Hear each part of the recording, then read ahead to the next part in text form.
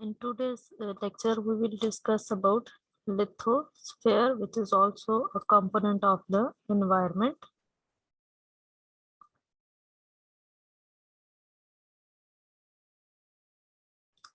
Lithosphere is basically the part of the biosphere which has maximum dry land or terrestrial parts. The word lithosphere represents rocks and soil. Earth crust mostly consists of rocks and the loosened materials which are also derived from the rocks, and there are dozens of chemicals which basically form this type of rocks.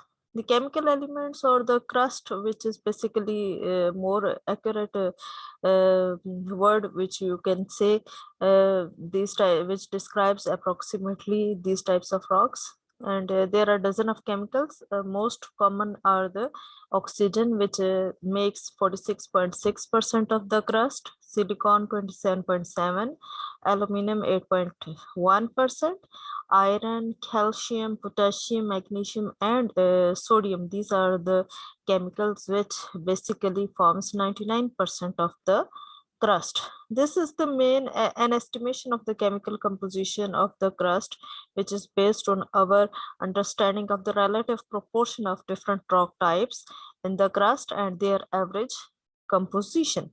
Our understanding is limited for sure because the average continental crust is more than 40 kilometers thick, but we have no way to sample it directly. So despite these differences, 4 kilometers, and deepest hole is the 12-kilometer deep.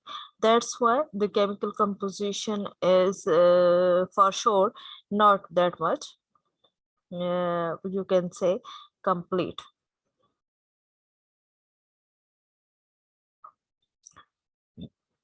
As I have discussed, that lithosphere basically represents the rock and the soil. So there are different types of rocks. There are three basic types of rocks. First is the sedimentary rock.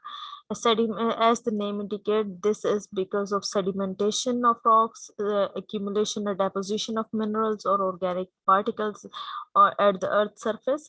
And these minerals or organic particles are formed or produced by the process of withering, which we will discuss in future lectures, and the withering of pre-existing rocks and subsequent transportation and deposition of these rocks to any place, and that type of rocks are known as sedimentary rocks. Second type of rocks is the igneous rock.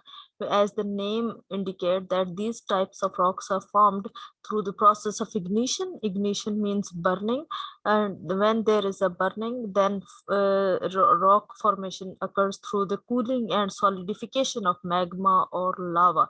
Is there any magma or lava, then after the process of ignition, they will cool down and solidify, and as a result, the rocks which are formed are known as the igneous rocks.